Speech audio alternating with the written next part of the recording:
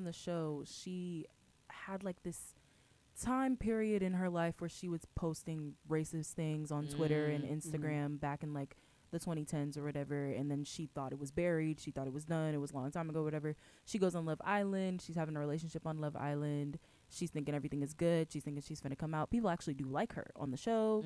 Kind of like her, kind of don't like her. She's like a mixed figure or whatever. And then people end up digging into her past. They find all the things that she used to post, brought it out to light. Next thing you know, people are just like, so how are they going to kick that one girl off the show earlier, but they're going to leave Sierra on, end up kicking Sierra off the show, and then don't invite her to the reunion.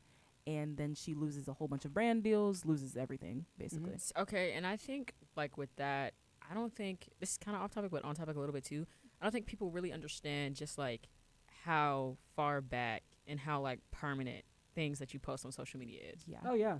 And, like, they I feel like they told us that, like, when we were, like, kids and stuff. They were like, whatever you put online, it's gonna stay there. Like, you may delete it, but it's not deleted. It's not gone. Yeah, it's not gone. Like, so somebody can find it. So we have 3 minutes left of our show. So we're going to go and do a little fun little thing. You mentioned earlier about Sierra. You had some personal thoughts about it. So let's ditch the script a little bit. Go unscripted. Sorry to interrupt, but our producer just told us we gotta like ditch the script now. So for this next segment, we're gonna keep it real, tell them what's on our minds, and be unscripted. Okay. So this is our little segment, Unscripted, where we give our honest thoughts, our honest opinions. Don't hold back. Be respectful. Don't hold back. Right. So we talked about it. Sierra, give it away. Okay, let me talk about Sierra and Ace as a professional Love Island watcher. Personally, I think Sierra knew what she did. Sierra was old enough to know what she was doing. Sierra is 20-something right now, like mid-20s, late 20s right now. Okay. When she was posting that stuff, she was well into like college or high school. She knew what she was posting. She should not have posted any of that stuff. And she knew all the things that she was saying were slurs. She was saying slurs about, I think, her Chinese friends or something. Okay. Like, she was saying slurs that were crazy, and she should not have been saying any of that stuff. And then Ace, you asked me earlier, Jamia, if I think that Ace, like, if he was being serious, if he was being shady, if he was putting on an act. Oh, yeah. I think partially yes, partially no. Okay. I think part of it is, like, that's actually who he is. That's that's 100% his personality. That's 100%. Especially if you've known him from, like, TikTok before and after Love Island. That's just Ace. Ace, he acts that way. He loves himself in a very inflated self-ego way. That's okay. But I do think that some of the decisions that he made towards certain people, that was him putting on an act. Like, putting on an act for the fans, and then also putting on an act so that he could get his girl. And his girl left him. So maybe it wasn't worth it. But that's just my opinion. I don't know. Shady. Okay. Gabe, what you got? Ooh, what do I got? Well, what I have really just has a lot to do with what it is that you bring to the table after the fact. Because if you're out here coming to a reunion with stuff that's not, like, that doesn't matter, then you're kind of wasting your time. Yeah. I see it as like a way to, if there's not something crazy that you have to call out what hurt you personally as a person. Because at the end of the day, no matter like how long you've been on that television, there's a person that goes home at the end of the day, and there's a person at home who feels represented. Yeah. So it's like, what it is, like what you bring there has to impact not only your audience, but also you as a creative. Because most of these people are like creative at heart.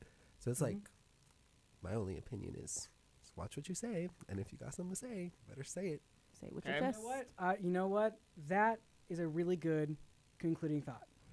We've got to finish up our episode, but I want to say thank you so much to everyone who's tuned in tonight.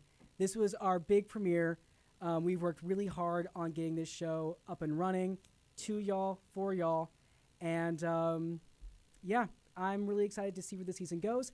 Tune in next week. We'll be talking all things Bridgerton Season 4. Part 2 drops, I believe, tomorrow. So binge watch a little bit, get a little informed before you come in if you want. Just saying, we will. So everyone, on 4. When I say 4, we say it on 4, okay? Okay. Yes, sir. You're going to say go forth. That's going to be a little outro when we do this every time, okay? Okay. 1, 2, 3, go forth.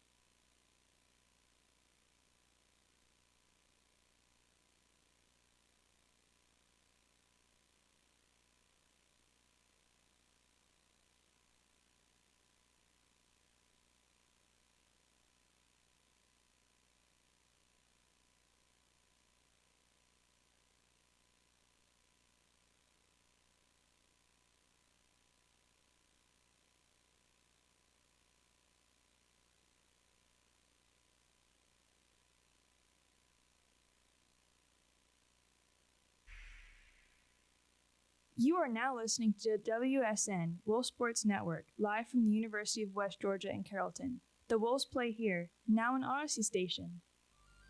In this season of Sports Out of Pocket, it's all luck, with returning segments like Controversy, Jalen Carter just let it get the best of him for some reason, and he decided to do it back. Cash or Trash. Do we think Joe Flacco can turn around the Cincinnati Bengals team? And we're going all in for Fire Me Up. Baker Mayfield in Tampa Bay, Florida. Stop what you're doing and listen to me right now, sir. You have been the king of the NFC South for 3 years. And we take our chances with our brand new segment, Look of the Draw. today's categories, top 10 2010s wide receivers. Parker, you pulled. Did I just pull AJ Green? What? And we strike gold with our interviews.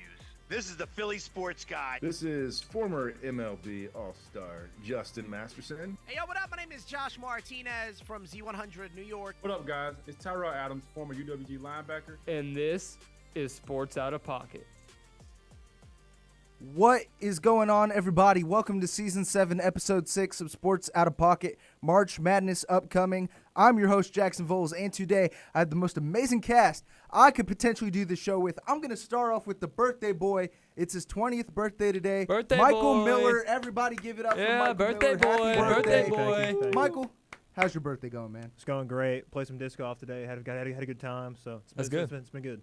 Yeah, I'm glad you're having a great birthday. And to the right of me, Parker Andell, how's your day going, man? It's going good, man. Ready to talk about some sports and get it underway. Let's go. Now I'm super excited for the show. And across from me, Mr. JT Groves. JT, how's your day going, man? Jackson, I'm doing really good. I got to play disc golf with the birthday boy over here. I felt like I did pretty well. And now I get to talk about sports, so let's do it. And you know, Michael, unfortunately, I have not gotten your birthday gift yet. I was thinking of maybe like a jersey, or you know what I could get you? When it comes to fandom, nothing matters more than the fit. The logo you wear solidifies your love. Now you can be a Wolf Sports Network fanatic with our brand new merch store, powered by Osier Apparel. Visit wolfsportsnetwork.com and click about. Michael, would you mind some merch store? What? Would you want something from the merch store for your I would birthday? love something from the merch store. And with that, Shout let's out. get into the show. I'm just here so I won't get fined. We in here talking about practice. It's time for the latest sports controversies. And that's right, we are back with controversy, and I'm going to start off with Parker Andell. You have a controversy for this week. What is it? Yeah, I have a controversy. You know, spring training, we're getting through it, and we're going over the new challenge system with the AB automated ball strike system, and we've seen a lot of challenges already, so I just want to hear your guys' thoughts on it. Michael? Me and you have talked about this a good amount. I'm very torn on it because I think it is a cool thing. Just because, like what you've made points of is, you know, we've had some playoff games in the past, that Dodgers Giants game, for example, in the NLDS, where that could change a game, flip a game, obviously. And there's been some horrific calls we've seen throughout the years. Angel Hernandez, shout out to you. But at the same time, I do like the traditional aspect of baseball where it is an art. Pitching is an art. Stealing pitches as a catcher is an art, and I do miss that in baseball. Now, I do like the fact you only have 2 challenges, so if you do screw up, that's still like, you know, you still kind of have the element a little bit because sometimes if it's a closer pitch, you won't use it on a challenge. You may save it for later, or if you lose it, it still kind of goes back to that. So I don't mind having 2 challenges, but I'm pretty torn on it. Yeah, this is putting Angel Hernandez out of a job at this point. No, I think it's a good idea. I like how they have it only limited to 2 challenges. And I mean, I saw a little bit of it in one of the Yankees games. They used it, and I mean, it was a very obvious strike call, and they called it a ball, and so they got their strike out of it. And so I think it's a really good idea. I like how if you get it right, then you're able to keep that second challenge. I like it. I think it's good for baseball. I do not like the fact that, I mean, part of baseball is there's not always going to be the right call. So, I mean, I like that part of baseball, but I also like how you have an opportunity to challenge it, especially if it comes down to a big moment. Yeah, I'm torn on that as well, Michael. Like you said, takes a catcher out of it, and it's a art to pitch and learn the zone and pitch around it. But another thing besides catching is not everybody's strike zone is the same. Mm-hmm. So I think that can kind of get around it and change the game for a lot of players. So as a whole, I think it's good being limited with just 2 chances so it doesn't completely take away from the game. But it'll be interesting to see how it goes through in this upcoming season. And majority of the calls are coming from the pitchers in the MLB, but don't also forget, it's not just in the major leagues. It's in being implemented in the KBO, in the NPB, in minor league baseball, and it's soon to come in collegiate baseball as well. So, there's a lot of rule changes when it comes to sports, specifically with baseball. But I want to kind of shift over to, rules in hockey. And if you guys did not know, USA won the Olympic gold medal this past Sunday, overtaking Canada in overtime, and, caused a lot of rumors and speculations that a lot of people didn't like in overtime. By the way, phenomenal game. Shout out USA. But, there was a 3v3 matchup in overtime, and, a lot of people sparked interest saying, should it have stuck with the 5v5? Should it have continued with the 3v3? I like the 5v5. Michael, what are your thoughts on this? I think for this specifically, it should be the 5v5. I haven't really been into hockey as much as I was when I was younger. I was a big Penguins fan, like in the prime of Sidney Crosby and Evgeny Malkin and all of them guys winning back-to-back championships back in 2016-17. And watching that, I felt like the 3v3 in overtime was kind of a good thing because when you're playing such a long season, it kind of gets the game speed up a little faster in overtime. But I always felt like in the playoffs, it should have been 5v5, which we actually beat the Senators 2017 Eastern Conference Finals there. I think that's what they call it in hockey, I think. Beat them in overtime, and it was a 3v3. So in that situation, I feel like it should be 5v5. Just because, like what Brandon was talking about in here earlier before the show, was like imagine the NFL if you're going to do a 7 versus 7 in overtime. Like nobody wants to see that. Yeah, I mean, that is valid. I like how they did the 3v3. I liked it for us personally because I think that if they would have kept it with the 5v5, the U.S. was not going to win that game. I mean, Canada was just – they had like 40 shots compared to like our 25. And, I mean, they had every opportunity to win that game. And I'm impressed that we even stay with it. Shout out to the U.S.'s goalie, bro. I mean, he had probably one of the greatest performances I've ever seen out of a hockey player, like ever. But I think that it should have stayed a 5v5. I like how they moved it to a 3v3 just because it benefited us. But I think they should have kept it with the 5v5. I feel like it's only fair to both teams. I was also unaware of the new rule change, so I was caught off guard when I was watching. I seen it was 3v3. But I feel like it's very much more entertaining, and it speeds up the game to kind of sort of get over quicker, but not in a matter of where it cheats either side. It's a fair 3-on-3, go win the game. I think of it a lot like the MLB All-Star game where they had the swing off in the extra innings, and it's kind of like it's just a one and done. Like this is how you win it, and it's kind of rapid. It doesn't take too long, and I enjoyed it. So I think it's good for the sport, and I enjoy new things like this coming up. I'm so glad you brought up the MLB Home Run Derby because I actually have a very quick controversy before we shift over to Cash or Trash. Obviously, MLB All-Star Week is the greatest All-Star Week across sports. You have the Home Run Derby. You have the Celebrity Softball Game. You have the MLB All-Star Game. And I want to ask this because you saw in last year's All-Star Game, you talked about the swing-off with Jonathan Aranda, Brent Rooker, bombs away for Brent Rooker. Phenomenal Home Run Derby for him. But, I want to bring up this. What are your thoughts on continuing the All-Star Game extra innings rule with the Home Run Derby swing-off? Do you like it or not? I love it. I think it's good. I think it provides a lot of entertainment for the fans, and it's simple, and it's quick, and it's easy. And I think it won't happen a lot. I don't think it'll occur a lot. I think it's there in place just for in case there's a tie and it goes to extra innings. I think we got lucky with it happen last year, so I don't think it'll happen too much for people to really care for it or against it, but I enjoy it, and it was really entertaining. Yeah, I think it's also really entertaining. It's not anything too like special and out there. It's something simple, and that I feel like a lot of baseball fans really enjoy watching is a home run derby. So I mean, I like it. I like how they have it. I think they should keep it. Yeah, again, for the All-Star game, it's great. If Rob Manfred ever tries to push that for an actual baseball game in the regular season, oh yeah, absolutely not. Problems. Him with that stupid golden bat rule idea that was floating around too. I cannot stand that at all. That better never happen. That's only implemented in Banana Ball, as I know of right now, because, they have a lot of celebrities coming in, a lot of different MLB legends who come in that way. I would not want to see that in professional sports because, say, you're going up against the Dodgers. Say Shohei Ohtani batted like 3 bats prior, and then they bring him back in again. Or Aaron Judge. I want to shout out your Yankees. Yes, sir. Or Aaron Judge. I don't want to see that implemented in MLB. I'm kind of trashing that idea. And speaking of that, let's get into our next segment, Cash or Trash. Josh Allen, without a number 1 receiver, will never win a Super Bowl. Cash or the Cincinnati Bengals are better off without Joe Burrow. Trash.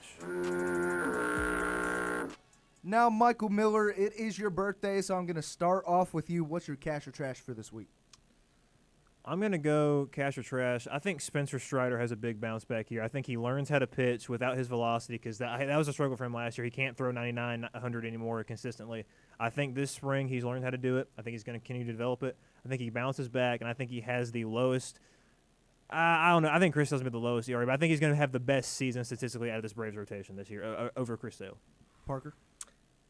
I don't. It's just so hard. I really, because I don't like preying on players' downfall, but I'm gonna trash it just because I don't. The Braves rotation is usually good, but I don't know if I trust who's over there leading things. I could very easily see him getting injured again and not pitching a lot. So, as much as I want to see Strider kind of bounce back, I just don't believe in what he showed me recently, and I'm kind of a see it to believe it kind of guy. So until he kind of goes out there, gets his feet back under himself, and starts putting good starts behind him, I don't know if I can trust him this year. Yeah, the dude cannot stay healthy. And, I mean, I feel like he might have a little bit of a bounce back, but I feel like there's going to be something that happens again this year that's just going to cause him to continue to slip down that hole that he's going down right now. And to say that if he does have a bounce back, to have a better season statistically than Chris Sale, I don't think that's possible. I don't think that will be possible. I think Chris Sale's definitely the best pitcher in that rotation.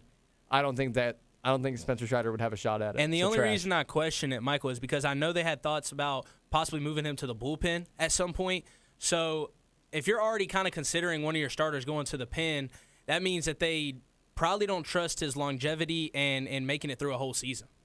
And if you have Spencer Strider fully healthy, I'm looking at his 2025 stats, 7 for 14, a 7-14 record with a 4.45 ERA. Not the greatest. That's like Patrick Corbin type numbers. But we saw Patrick Corbin have a bounce back last season with Texas. So we might see it again with Spencer Strider. I think he shouldn't focus on velocity this season. He needs to focus on control and command, maybe throw balls that are maybe from the 85 to 87 range to keep his arm healthy. And you want longevity, as Parker said, especially in this Braves rotation that's already injury-plagued with Schwellenbach out for the 60-day IL, Hurst and Waldrop out for the 60-day IL. So you want to keep those Braves pitchers as healthy as possible. And my cash or trash relates to a Braves pitcher, and JT said his name earlier, Chris Sale. I don't think Chris Sale is a top 5 starting pitcher in the MLB, and I'll give you 5 starting pitchers who are better. Max Fried. By the way, this is not in order. Max Fried. Arguable. Tarek Skubal. Paul Skeens. Garrett Crochet. Nope. Yoshinobu Yamamoto. Nope. And honestly, when healthy, Garrett Cole. So I don't think Chris Sale is a top 5 starting pitcher in the MLB. I'm going to wait for Michael. Do you give him last. top 10? Do you give him top 10? I give him top 10. I think he's like the 6 to 7 range. But I don't think he's top 5, starting with Parker. I want you to go last. Wow, I really like disagreeing with you, Jackson. I can't lie, but I'm gonna cash this one. I love this take. I don't think Fried's better than him though. I think I'd take Yamamoto, Crochet, Skeens, and Skubal, and I'll take Cole. So I'll take those 5 right there over Sale simply. And as dominant as Sale is and as nasty as he is, because I just watched him pitch in the spring training. It's very hard to go against him. But young, upcoming guys, I do like a lot. I might even like Hunter Green over him, to be honest. Whoa. I like a lot of guys up and coming. I think they have a better year than Sale, and regression is just on the way for Sale. That's the only problem is age. My bad. Zach Wheeler, too. When healthy. Yes. Right. I don't mind Zach Wheeler either. I think there's too many yeah. names out there that you could put ahead of Sale, even though I love Sale. And like I give him top 10, like you said. But there is a lot of names that I like in front of him, so I'm going to have to cash Jackson State. I mean, if we're talking all these players are healthy, I'm going to have to disagree with this take. I'm going to have to trash it because I don't think that Chris Sale would be top 5 if everybody is healthy. But when it comes down to it, some of these guys are not healthy. Zach Wheeler can't stay healthy. Garrett Cole can't stay healthy. I think he is verge of top 5 in that case. So, Jackson, you said he wasn't a top 5, so I'm going to trash that. I'm going to say he is top 5, considering that these other guys can't stay healthy. Obviously, Skubal, obviously, Skeens. I wouldn't give you Crochet. Why not? Why not? I'd argue with Fried. Why not Crochet? I'd argue with. Let me give my take, Jackson. I'd argue with. I don't know. I think he's around the 4 or 5 when we're talking based on including their health into it. I think he's like a 4 or a 5 guy. But if we're talking everybody healthy, I'd agree with you in around the 6 or 7 range. What puts Chris Sale over Garrett Crochet, JT? I just think triple crown 2 seasons ago. 2 seasons ago. He We're had a talking about 2.8 heading into ERA last year. 2026, Michael Miller. He had a 2.8 ERA. Yeah, I understand What that. are we talking about? There has been no regression here. He got hurt last year for a little bit. He had a sub-3 ERA last year. You keep hearing talk about regression coming up for him. There's no sign of that. Thank you for He's chiming getting in, older. Michael, because I'm not as knowledgeable on baseball. And Jackson's trying to get that out of me, and I knew what he was trying to do. But shout out to the Braves fan over here, the birthday boy, for getting me out of that situation. I'll ask Michael Miller, what puts Chris Sale over Garrett Crochet? He's just a better pitcher. Like, what are we that's a talking statement. about? What are the statistics? And He had a things 2.8 ERA last year, and he won the Triple Crown. All right. A triple crown. Crochet had a to his boy. 2.6 ERA. He led the major leagues with 255 Ks. I like strikeouts, and Crochet is a guy who can get you strikeouts, and he can give you at least six, 7 innings and get you straight to the bullpen. But I mean, Crochet last year 18-5 with a 2.59 ERA, led the major leagues with 255 Ks. The guy's a dog, and gave him 7 2/3 against the Yankees in the postseason. And I think Crochet being on a team that's more meaningful, winning games right now, I think that makes him more impactful. But if we could see the Braves turn it around and start to win games and make Chris Sale starts more meaningful, I think that makes a difference. Because, Michael, I know you know about meaningful ball. So if you've got Sale over there playing for the Braves who are fighting for 3rd or 4th place in the NL East, and then you've got Crochet leading the Red Sox who's fighting for a top spot in the AL East, it's an easier story to pick. But it is a very hard debate. But I like the young and upcoming, man, the guy that's putting his name on the map at 26 years old, Garrett Crochet. Jackson, let me ask you this question. Real quick. All right. So in this situation, let's say Tarek Skubal this year has a 3.02 ERA. All right, he has a 3.02, and then Hurston Waldrop. Let's just say he was healthy this year. Obviously, he's not going to be. Let's just say he was healthy, and he goes out there and has a sub-3. Does that mean Hurston Waldrop is now a better pitcher than Tarek Skubal? No. Okay, well then, them being like 2 points apart last season. And also, I want to throw this out there. You said Chris Sale won the Triple Crown, right, in 2024? I think if Paul Skeens played a full season, he probably would have won the Cy Young over Chris Sale. He may have. Because Paul but Skeens, he didn't. Paul He didn't play the whole Skeens year. in 2024, he didn't make his debut till May, June. He had an 11-3 record, a 1.97 ERA. A 1.97 ERA. That's like Jose Fernandez numbers. Well, can I give you my top 5 in the league right now? Yeah, I want to hear that. Skubal is 1. I'll give you Skubal 1. Okay. I'll go Skeens 2 because I think he's better. Okay. If Zach Wheeler's healthy, I'm putting him in the 3. Yep. If he's healthy for a whole year. Yes. Yamamoto? I'm not putting Yamamoto. I wouldn't give you Yamamoto. I wouldn't give you Yamamoto either. Now, Ohtani? The only other one. That's wild. The only other one that I would debate that you could put above Chris Sale right now would be Garrett Cole if he's healthy. That is debatable to me. I think you could do that. I'm not going to just because I'm a Braves fan, so I'm not going to put him there. But I think you guys should leave your comments in the chat. Do you agree with me or do you agree with Michael? Chris Sale is a top 5 pitcher, yes or no? Put that in the chat. But I'm going to toss it over to JT. Who's your cash or trash for this week? So March Madness is coming up. I mean, we're nearing the month of March. We're nearing the end of February. One more week of college basketball left, and we had probably the matchup of the year this past week between Michigan, the number 1 team, and Duke, the number 3 team. And yes, Duke did win that game, but I think Michigan looked better than Duke in that game. And I think that Michigan, even with that loss against Duke, is still the best team in college basketball. Parker? I'll cash it. I like it. I think Michigan, you look at the box score and you look at a lot of stats, I do think Michigan sort of outplayed them and kind of got beat in the mental game in the last minute of the game to lose that. But I do think that Michigan is still top seed in the whole college basketball. But like we said, these games mean nothing until you reach March. Yeah. So I don't care about rankings. I don't care about nothing by your name. All that matters is you show up and you play your matchup ahead of you in the March bracket. So I don't think any of that matters, and I do still have more confidence, I think, in Michigan than Duke. But it'll be interesting to see when it comes down to the games because I think anyone can make a run. Oh, yeah. I'm very surprised to see I'm actually looking forward to see how this Michigan team plays against Big Ten competition heading into the Big Ten championship, JT, because, they have phenomenal players and Yaxo Lundenborg, you have Morez Johnson Jr., and you also have the phenomenal big in Ade Mara. So, and you also have very tough competition in the Big Ten with Illinois, Nebraska, Michigan State. But, going up against Duke, Duke has a really strong team. I think it's compatible with last year's team. I think it's like 1A, 1B. Do I think Michigan is the best team in college basketball? Yes, I do think so. I think Michigan is the best team in college basketball, so I'm going to, cash your take. I love their team this year, especially when it comes to bigs and scoring efficiency. Yeah, I'm cashing that all day too. I think Michigan is the most complete team in the country. I think you have that group at the top where with Michigan, Duke, Arizona, and Houston as well up there you can put in there, and even UConn I'd slip in there too. That's one of those better teams. They're a little bit behind, but I think they're still a really good basketball team. Oh yeah. But I think the thing about Duke though is like they got Cam Boozer, they got the big superstar.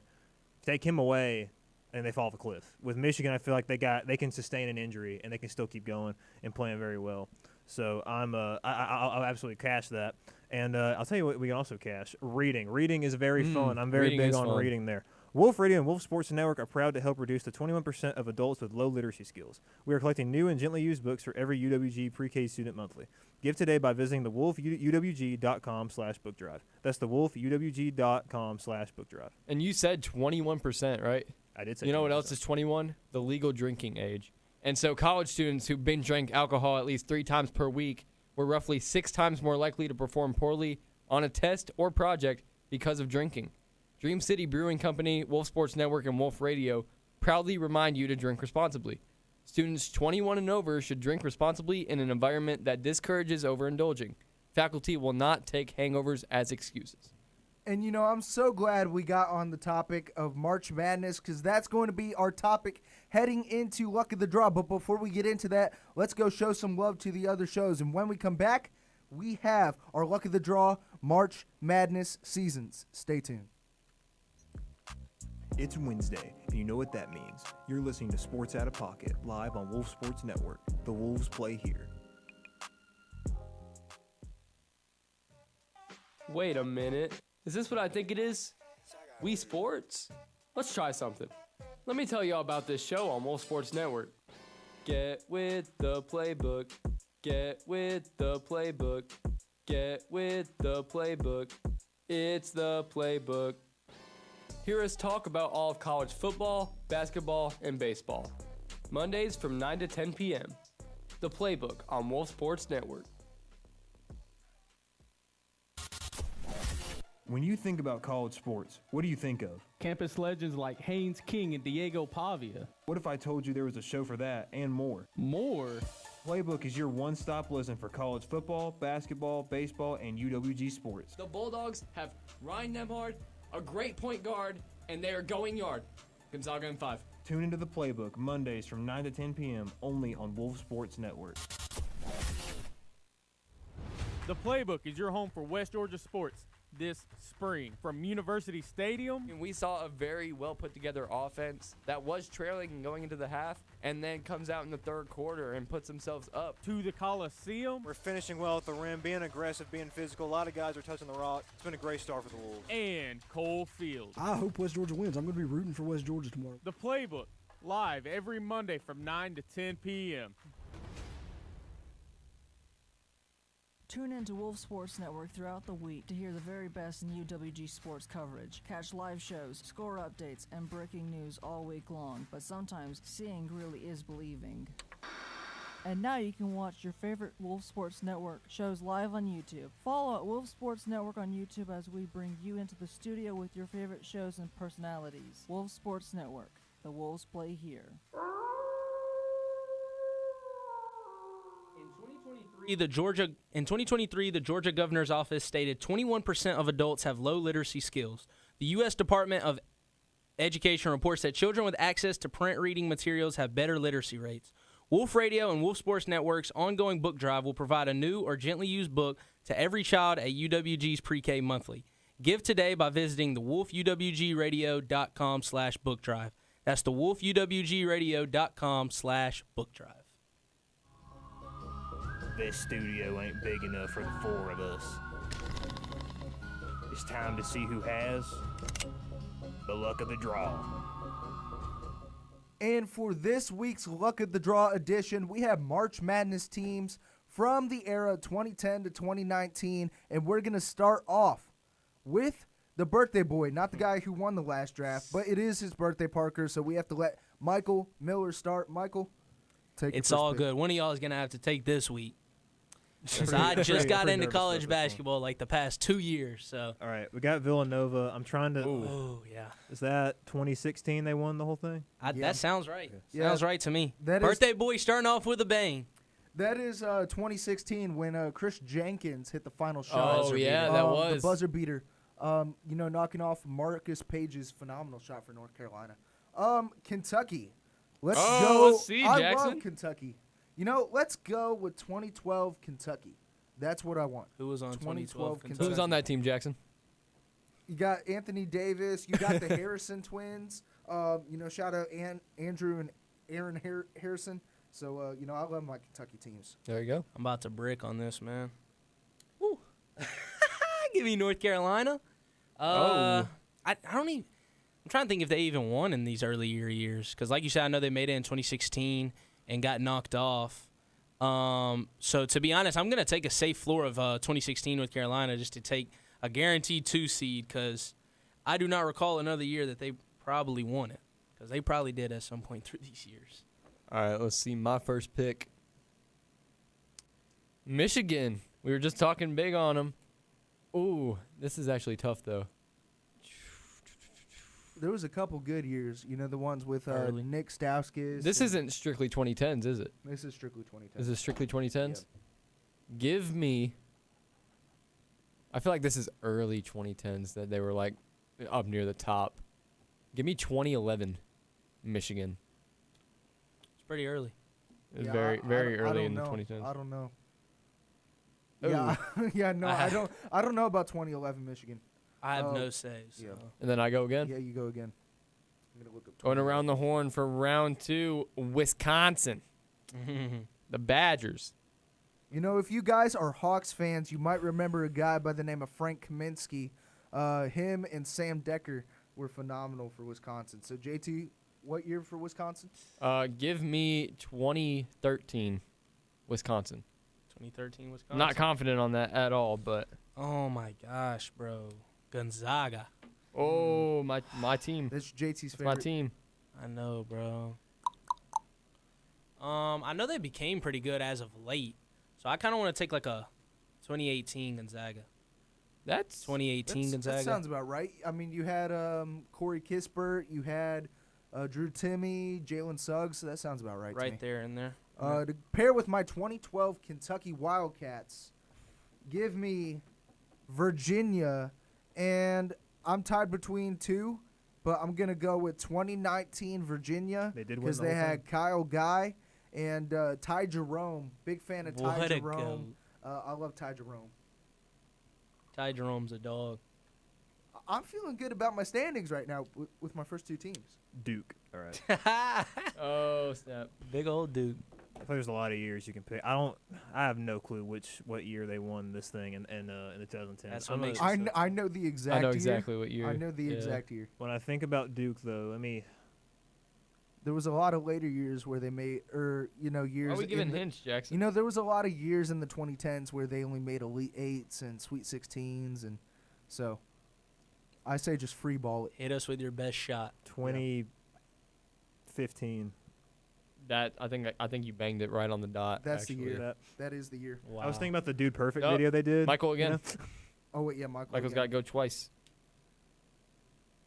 All right. See, Michael's next pick is. Is this supposed to say Lincoln? This is UConn. Oh my gosh, Is that- Jackson, your handwriting is that bad? JT, look at UConn. this. Give us the year. That does look like Lincoln. Give us the year for UConn. I know they've been really good recently. Mm-hmm. This But marker this is 2010 bugged, bro. strictly Michael Yeah. Miller. 2017. Okay. I don't know about that because I know the only year that they won the national championship was 2011, the Kemba year. So in Shabazz Napier as well. Kemba Walker, what a guy. Kemba Walker, man, big fan of Celtics. Kemba Walker. Loyola Chicago. One Cinderella run. I know this because I lived about 30 minutes from Loyola Chicago and was able to attend one of their games during the March Madness run. And This was give what me year? 2018 Loyola Chicago. Shout out Sister Jean. Rest in peace. One of the GOATs of college basketball. Agreed. Alrighty. Let's get this over with quick, shall we? Michigan State. I think that's earlier years too, bro. Like, yeah, that's like, I don't think anybody's really name dropped to 2012. So give me a Ooh. 2012 Michigan State. 20. Yeah, that sounds about right. 2012 Michigan State I mean, Spartans. Tom Izzo has been one of the Right. greatest college basketball coaches for years. Can't You know- go wrong with really any year, Yeah, honestly. for Michigan State. All right, my next pick. Louisville. Ooh. Ugh. I'm getting some teams that I guess don't know ball anymore. Give me 2014 Louisville. That sounds about right. But if good. you guys did not know, Louisville actually had their championship vacated for violations and things like that. That don't mean nothing though. Nah. Yeah. All right, my last pick. I'm trying to find a paper in here. All right, we got one. We got Kansas. Oh, okay. Good program. There's a lot of years to pick from. Give me 20. Oh. Give me 2018 Kansas. I'll go with 2018 Kansas on this one. Parker's laughing. Because there's only one more paper in there. Oh my goodness. I put 15 in there. I know I wrote down 15. 15. So, Well, it'd be 16 I first of don't- all. I So don't we know got two if, problems. Jackson can't count, and Jackson can't count. All right. Well, the last two were what's your year, Parker? mine is the last pool of it is Florida. So, and I know Florida's been better as of late. So I don't really know any earlier college basketball Florida years, but I'll take. How about good old 2014 Florida?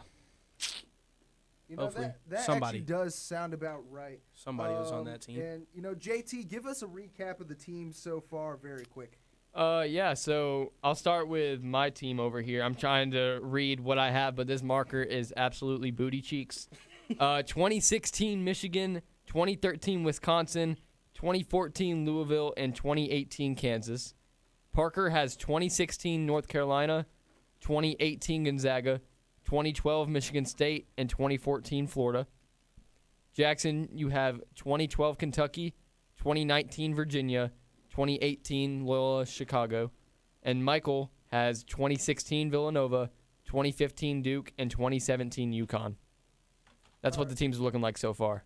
All right, this is what we're going to do because I know the two. Me and Parker get to disqualify one of our teams.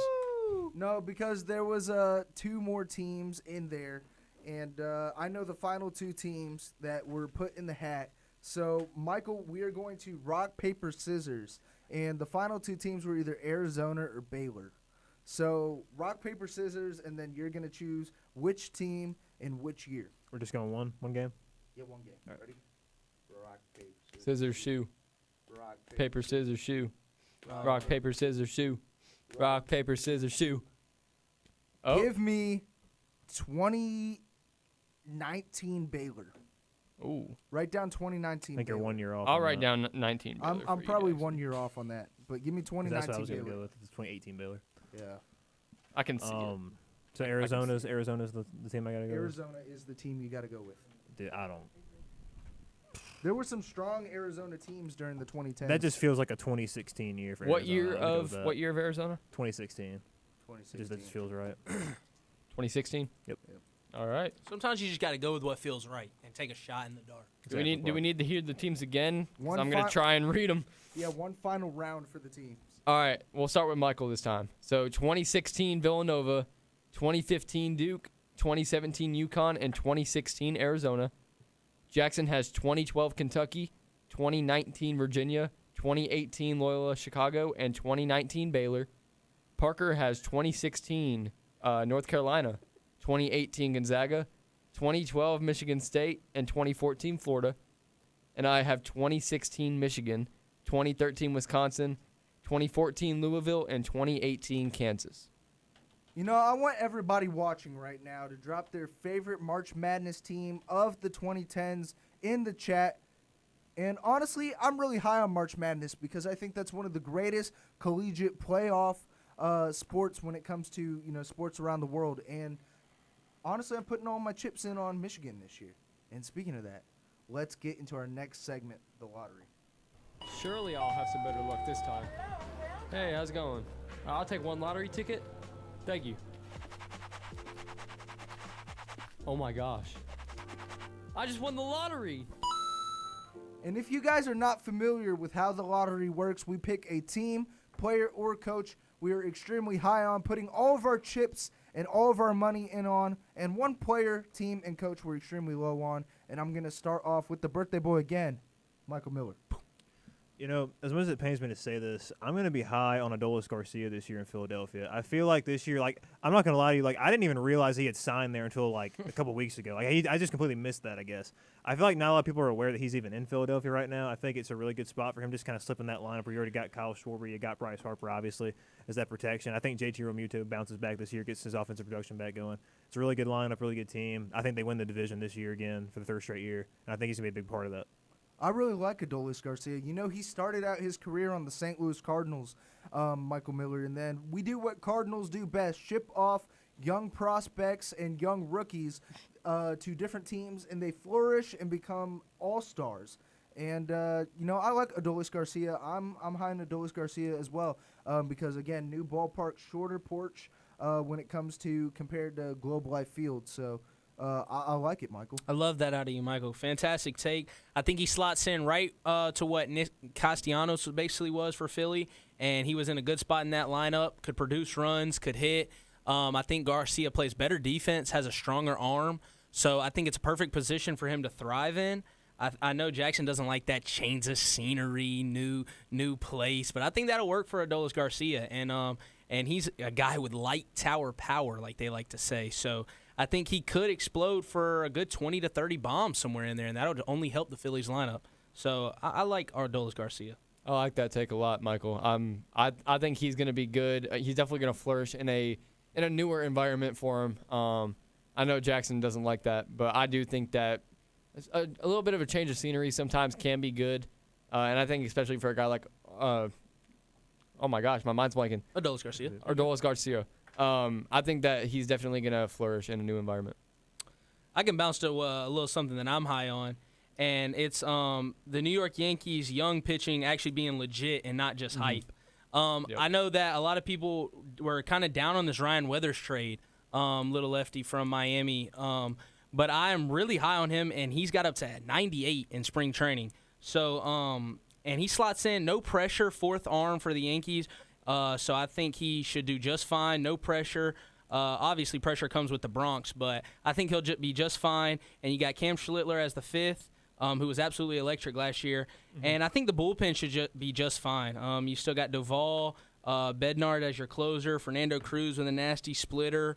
So I think the Yankees pitching will just be just fine, and I don't think that people need to worry about it. I like the Yankees rotation because just like the Dodgers, they have a lot of guys on the IR or on the bench that are in the bullpen that can be starters for other teams and for the Yankees. Because I'm looking at it right now. At the SP1, you have Fried, you have Schlittler, you have Will Warren, you have Ryan Weathers, and you have Luis Gill. You also still have Garrett Cole, Carlos Rodon when he comes back, and Clark Schmidt. So I like the Yankees rotation, Parker. I'm very high on them as well. Yeah, I love our rotation. I like how the younger guys, like you mentioned, they're not just hype, but they're actually performing, and we're seeing that. And I like how they're a good complement to the guys that have been there for a while.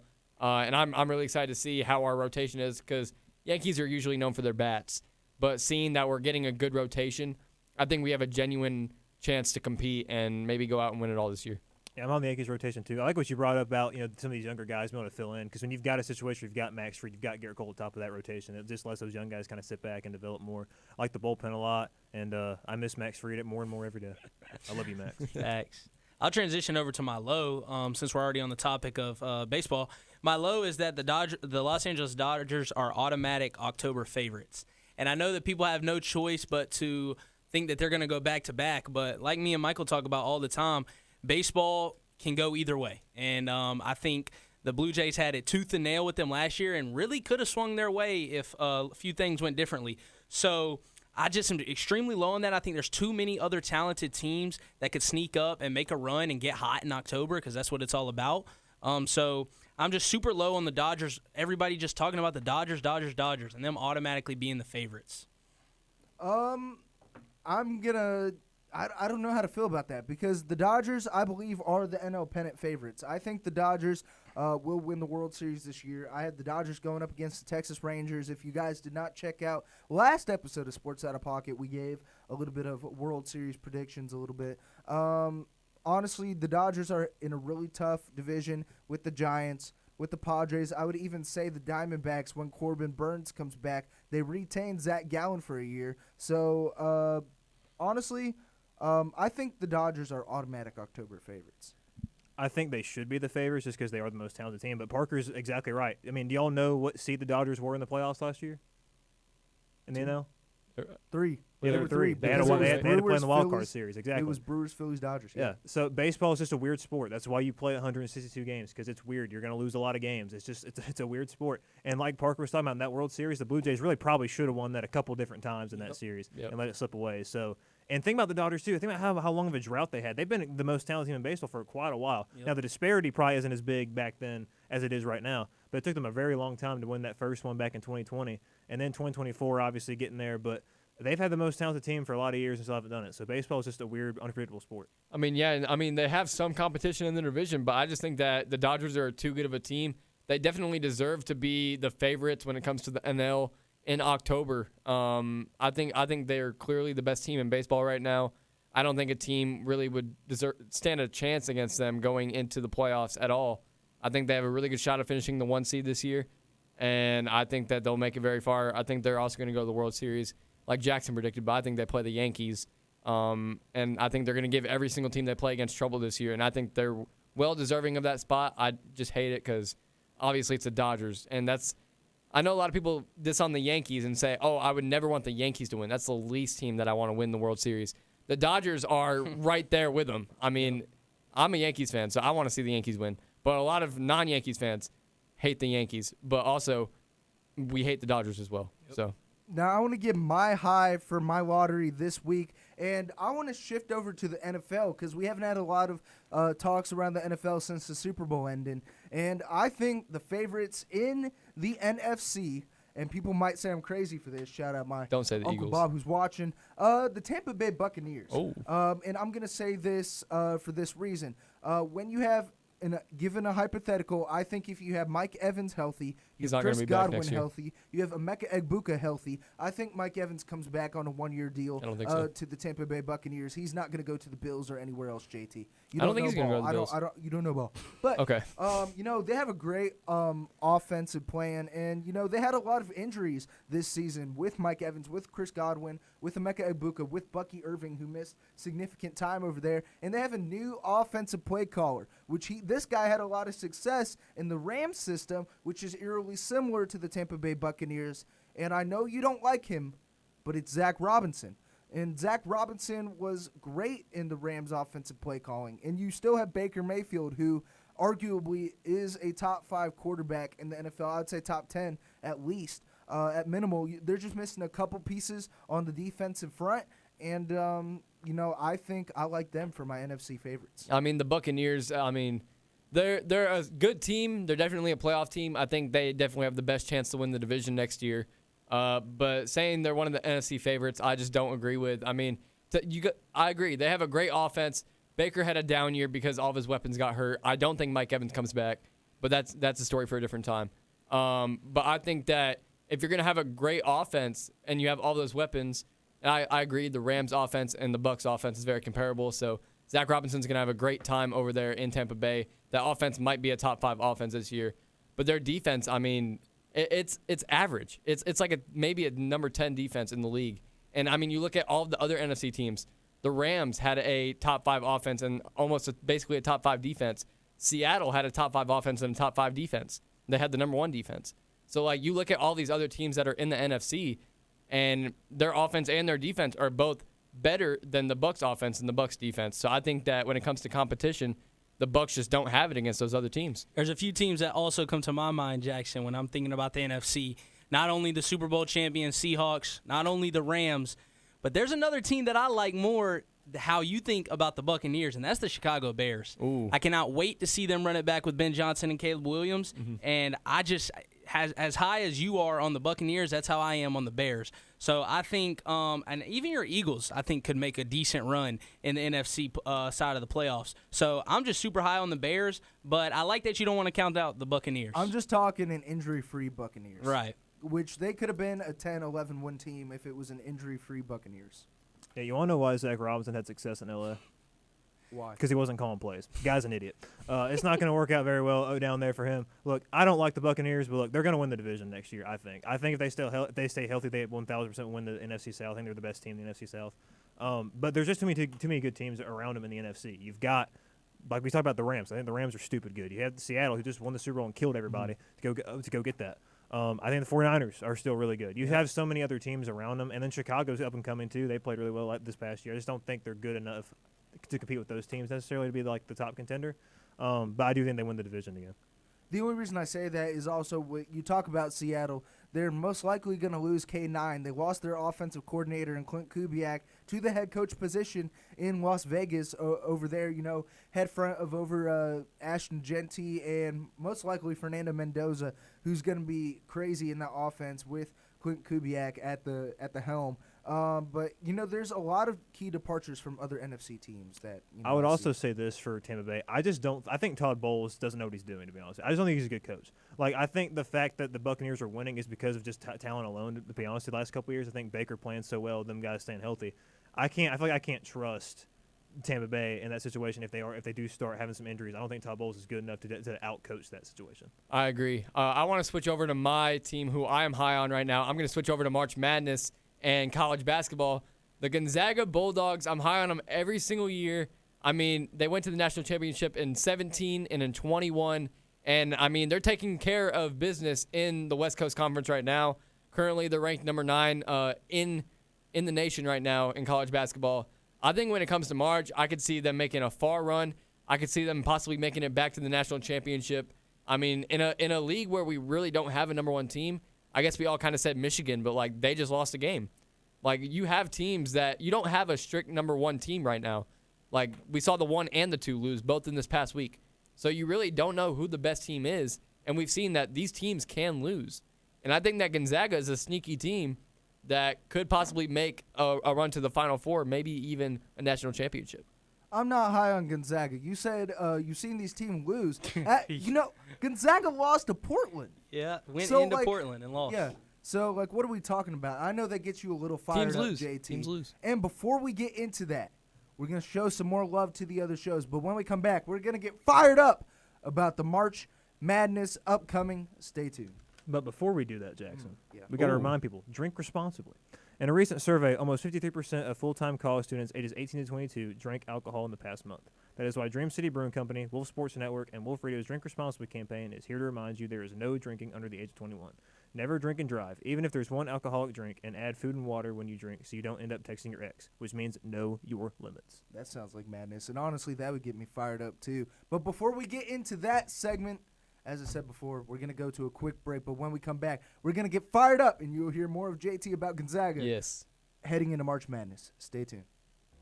This is former MLB All-Star Justin Masterson, and you're listening to Sports Out of Pocket on Wolf Sports Network. Sports Pack is here for you, providing all the West Georgia sports content you need to stay in the game. Tune in to Wolf Sports Network every Monday and Thursday from 6 to 7 p.m. so you never miss a beat as the crew takes you through the wild world of UWG sports, while also keeping you updated with your local Atlanta teams as well. Don't miss out. Sports Pack every Monday and Thursday from 6 to 7, only on Wolf Sports Network. From West Georgia to the heart of Atlanta, sports don't stop. So neither do we. This is Sports Pack. Sharp takes, big highlights, and coverage to keep you locked in until the final whistle. Tune in from 6 to 7 on Mondays and Thursdays to hear what the crew has to say about your favorite team. Sports Back, only on Wolf Sports Network. The Wolves play here. From the court to the diamond, Sports Pack has you covered. That's right, folks. The new semester brings an all-new season of Sports Pack, where every Monday and Thursday from 6 to 7, the crew will take you through everything UWG athletics. We're talking men's and women's basketball, baseball, softball, and everything in between. You don't want to miss it. So be sure to tune in every Monday and Thursday from 6 to 7 here on Wolf Sports Network. The Wolves play here. April 9th, 2026. Wolfstock, the event of the year. Bring your friends and family out for fun games, prizes, and most importantly, good music from local artists. But why trust me? Because my name is Bliss, and I'll be performing at Wolfstock 2026, and I hope to see you there. Wolf Sports Network. The Wolves play here. It's time to get heated with Fire Me Up.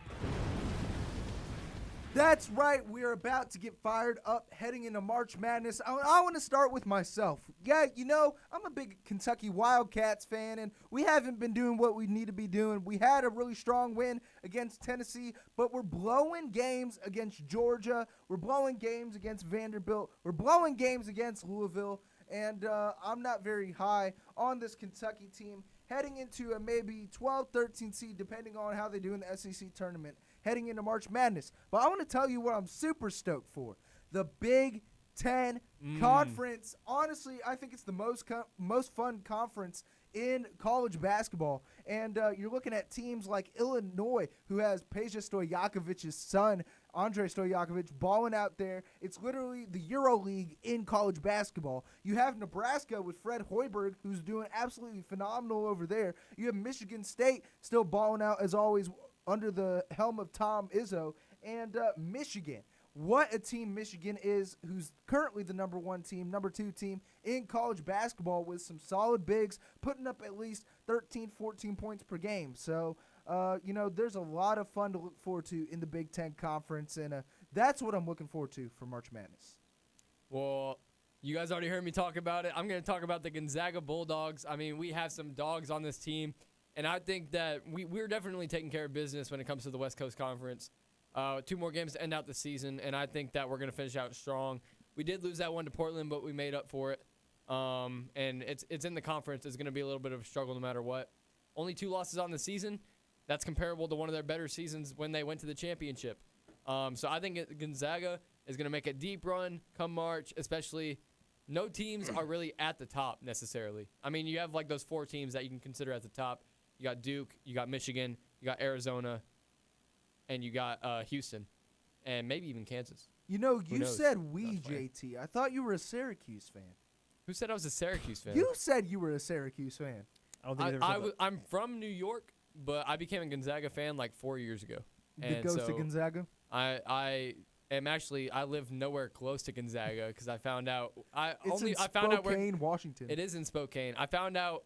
I became a Gonzaga fan the 2021 year when they won the national championship. Bandwagon. Not necessarily a bandwagon. I really like Bulldogs. I'm a big fan of a lot of Bulldogs teams, if you couldn't tell. But I really like I like Gonzaga. I loved Jalen Suggs coming out of college and going to the league. He was one of my favorite players.